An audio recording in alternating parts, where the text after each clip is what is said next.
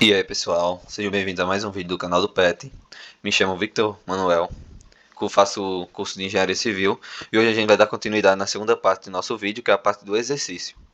Lembrando que o exercício que a gente vai estar respondendo aqui, ele é referente ao método das forças na parte de temperatura ou recalque ou de ambos.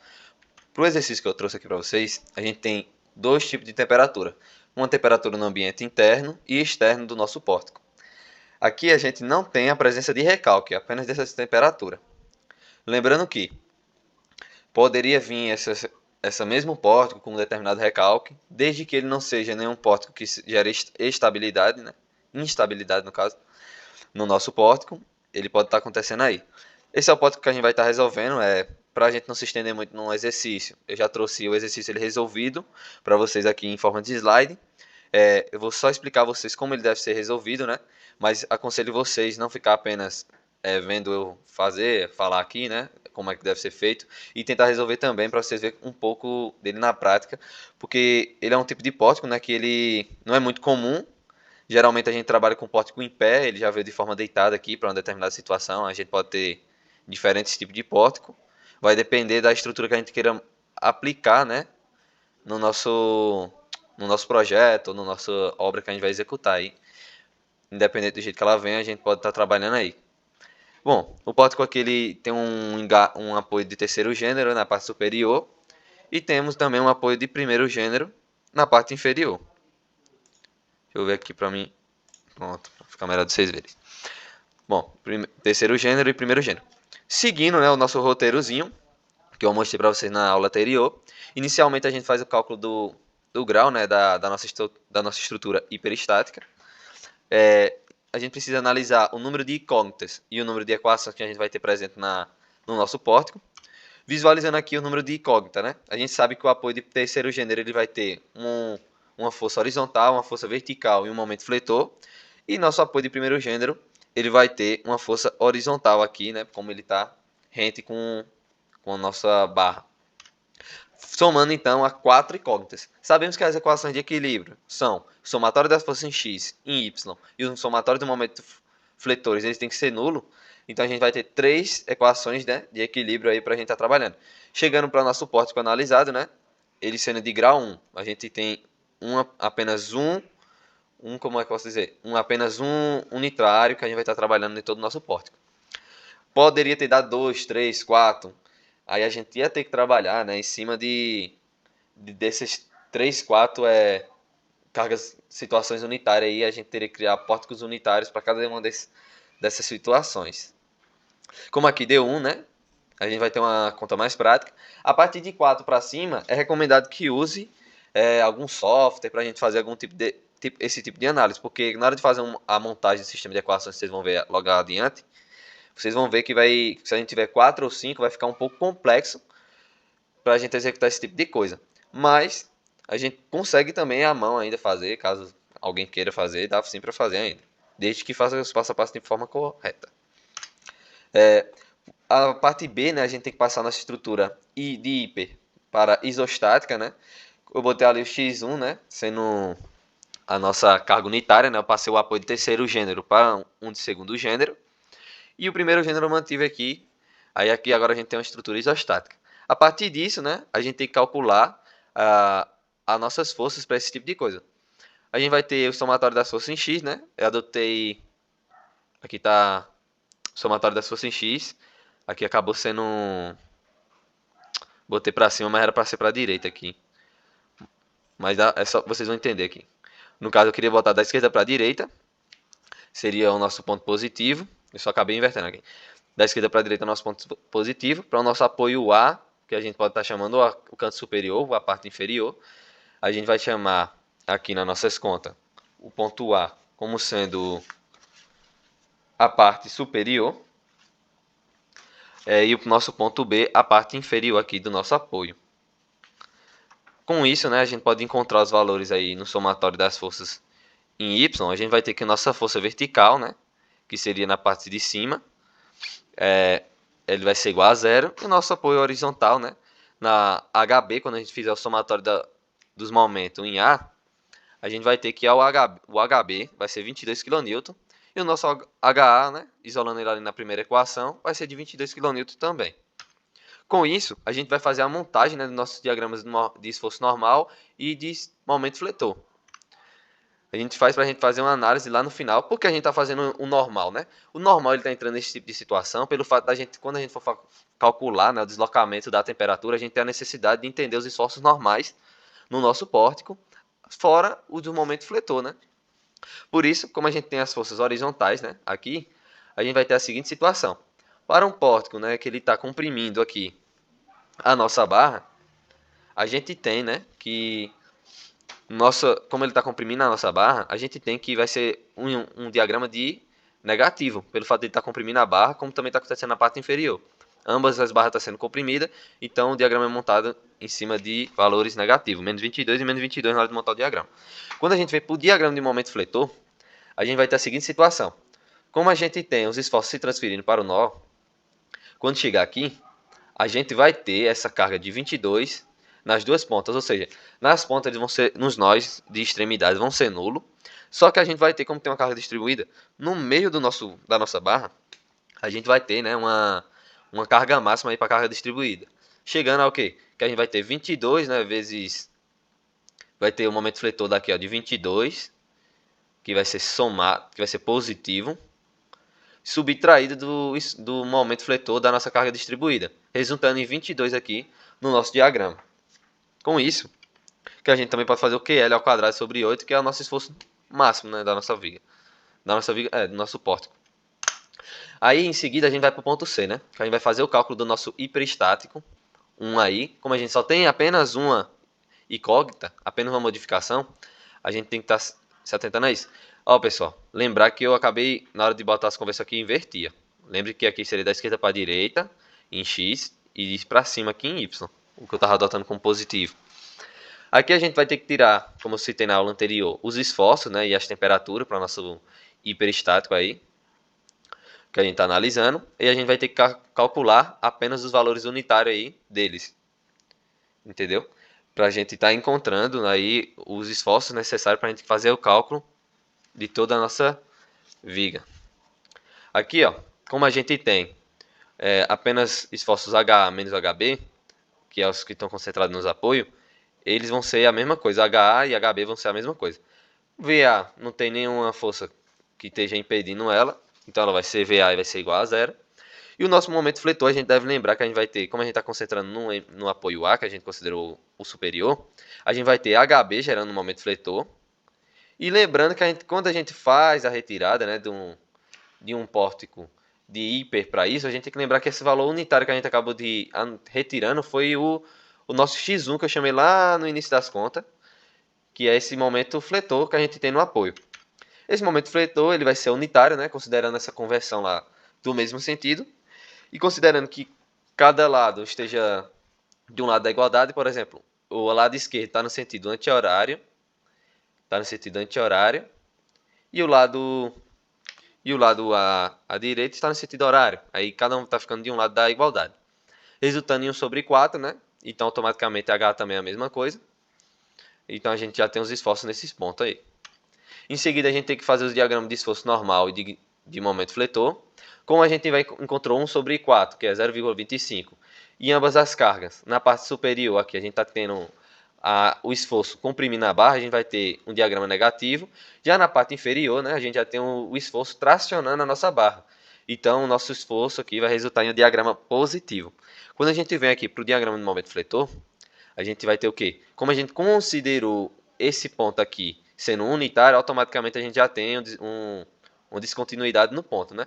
Gerando, como ele está no sentido de conversão analisando da esquerda para a direita, ele está negativo, então nosso diagrama de momento fletor, na barra superior, ele fica negativo.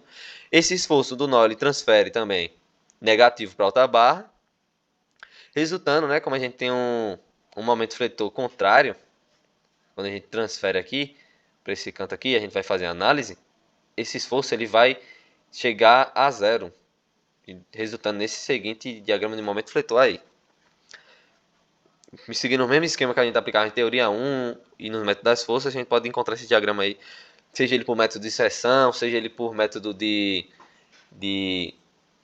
de análise estrutural, que é o que a gente está aplicando aqui, é uma análise estrutural, a gente não está fazendo por seção. Por seção a gente ia montar uma equação, e em cima dessa equação a gente montaria o diagrama. Mas aqui, como o cálculo ele é simples, dá para a gente fazer totalmente aqui por análise estrutural tranquilamente. Aqui é a tabela, né, que vocês usam em método das forças. A gente vai usar ela em temperatura e de recálculo também, porque é uma tabela muito comum, né, para a gente usar em póticos hiperestáticos, né? Aí a gente vai montar as contas em cima disso. Agora, quando a gente vai calcular o ponto C, que é calculando as deformações, como a gente não tem esforço, não tem nenhum recalque, a gente considera o nosso recalque sendo zero. Então a gente vai ter que analisar os deslocamentos, né, do principal, normal, o deslocamento do pórtico e o deslocamento devido à temperatura. Com essas deformações, a gente vai fazer a seguinte análise, né? Analisando aqui o do pórtico comum, a gente tem que lembrar que a gente vai ter 1 sobre EI somado a 1 sobre EA, porque a gente tem um diagrama de esforço cortante e normal, ou momento fletor e normal. Quando a gente vai fazer a nossa análise, né? A gente tem que pegar aqui, ó, como a gente está analisando os pórticos, como é que eu posso falar? O pórtico unitário com o principal, a gente tem que voltar aqui e fazer essa análise. Esse aqui é o nosso pórtico de esforço normal, ou de momento fletor e normal. A gente vai estar analisando esses dois diagramas juntamente com o do sistema principal. Quando a gente vai aqui analisar, né?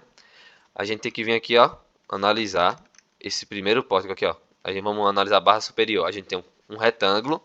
Quando a gente vai no diagrama do nosso momento fletor, a gente não tem nada. Ou seja, zero aqui e zero aqui na parte inferior. Então a gente vai analisar a barra do meio. A gente tem uma parábola e temos um triângulo.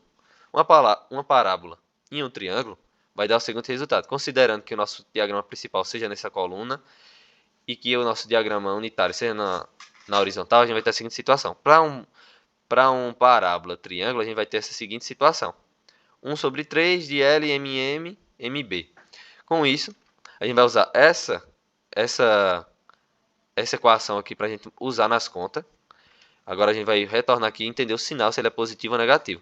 Como o nosso diagrama aqui está positivo, e o nosso diagrama no momento unitário ele está negativo, nós temos esforços contrários, de sinais opostos. Ou seja, ele vai ter que entrar negativo na nossa conta.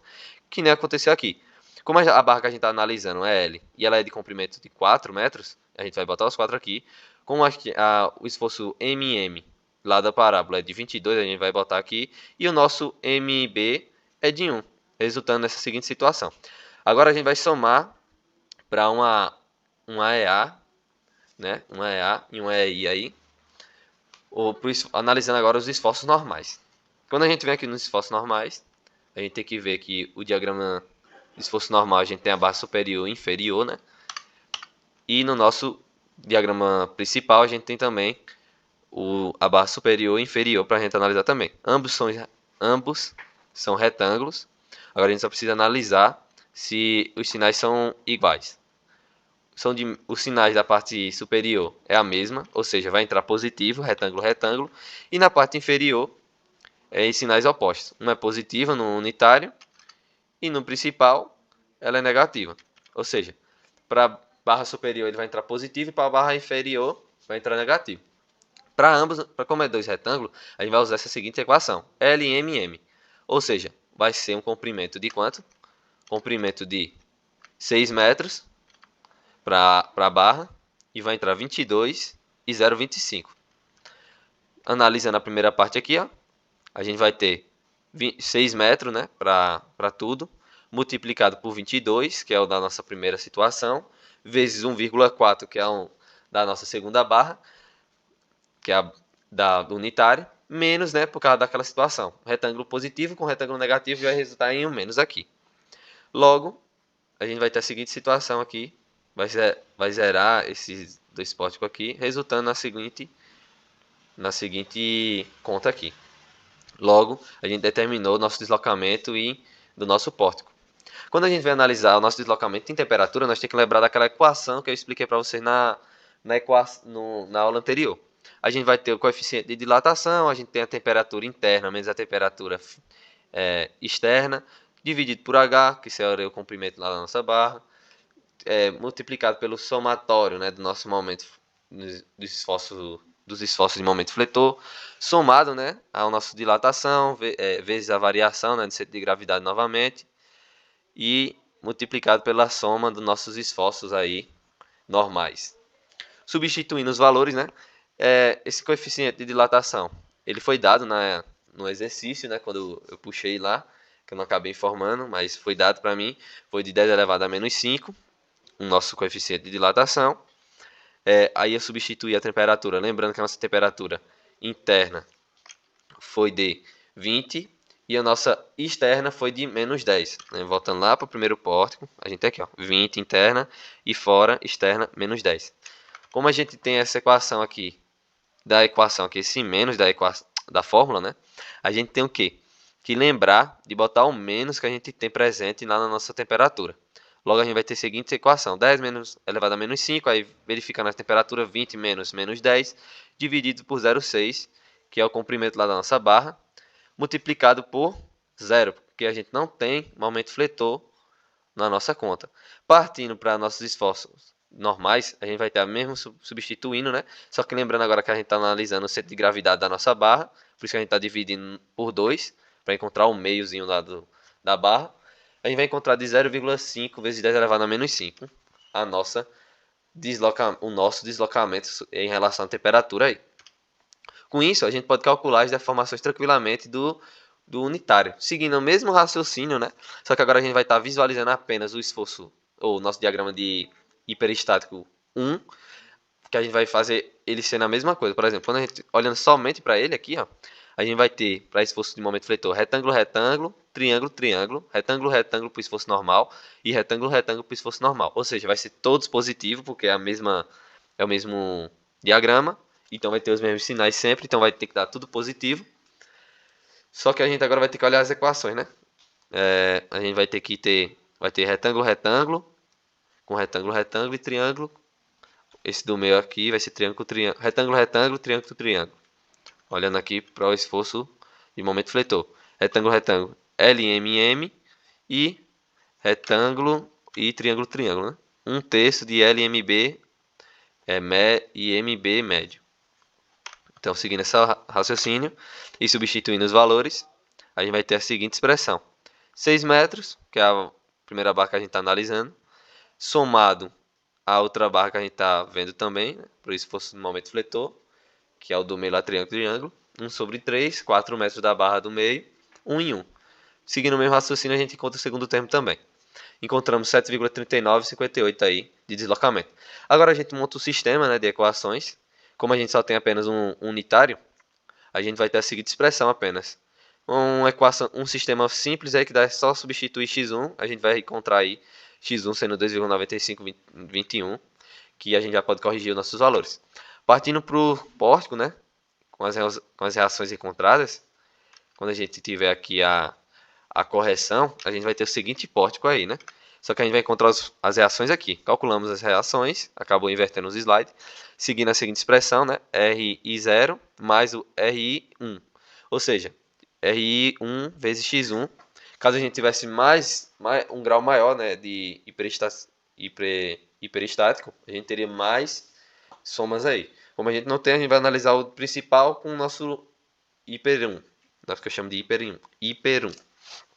Logo, fazendo a análise, né, para a primeira reação lá que a gente tem no primeiro diagrama principal é de 22, somado a 1/4 encontrado no nosso segundo diagrama e multiplicado pelo nosso x1 encontrado, a gente vai ter 22,7380. Como um sentido adotado positivo foi da esquerda para a direita, a gente tem a seguinte situação. Seguindo o mesmo raciocínio para HB e MA, a gente tem, né, que nossos esforços estão todos para a direita e o nosso MA ele está no sentido anti-horário, ou seja, para o sentido que a gente adotou. Como apresentado aqui nesse pórtico aqui que a gente encontrou no F2 para encontrar essas reações. Lembrando que como no F2 não tem como botar um valor 100% exato, os valores que a gente está encontrando na conta com o do pórtico, eles são similares, muito próximos, mas pode ter essa variaçãozinha aí simples. Agora a gente monta os diagramas, né, de esforço normal e de esforço cortante e de momento fletor para os esforços encontrados, né, no nosso pórtico hiperestático. Em seguida, a gente montou esse tipo de situação aí seguindo a mesma lógica, né? Substituindo os valores e entendendo que está comprimindo a barra, tracionando. Como no esforço normal está comprimindo a barra, a gente está tendo um diagrama negativo. Quando a gente vem olhar o cortante, a gente vai ter apenas na barra do meio, porque a gente não tem nenhuma força vertical nas barras superior e inferior. Já na barra do meio, quando a gente transfere esforço, a gente tem uma carga distribuída fora o esforço, né? Chega um esforço de positivo aqui, vindo da esquerda para a direita, quando a gente transfere, né? A gente já vai ter o seguinte comportamento aqui do nosso gráfico. Devido à análise aí que a gente vai fazendo, a gente tem esse comportamento. Aqui é o diagrama de momento fletor, seguindo o mesmo tipo de raciocínio, só que analisando os momentos fletores aí presentes no nosso pórtico. A gente monta tranquilamente aí esse diagrama de momento fletor. Aqui foi o roteiro que eu usei aqui para fazer os cálculos, né? Mostrando que teve só essa modificação aí na hora de calcular as deformações, que a gente tem que botar o deslocamento de temperatura, fora que a gente poderia também ter um deslocamento de recalque, que não foi o nosso caso, ou que não foi o nosso caso aí para o pórtico que a gente fez aí no exercício. É um exercício simples, pessoal, não é um exercício complexo, né? Pode ter um exercício muito mais complexo. A complexidade desse aqui é porque o pórtico ele não veio muito comum, né? Ele não veio em pé, ele veio deitado, é uma situação incomum de se resolver, mas dá para se resolver tranquilamente aí. Qualquer dúvida, deixa aí nos comentários. E desde já a gente já agradece aí por você estar aí assistindo esse vídeo aqui no canal do PET. Sigam a gente nas redes sociais, né? Tem um site aí do PET Engenharia, está logo embaixo. E temos também o Instagram do PET, que é PET Engenharias. Vocês podem dar a nossa tá seguindo a gente lá para entender e acompanhar quando sair vídeo ou não. E obrigado aí, pessoal. Por hoje é só.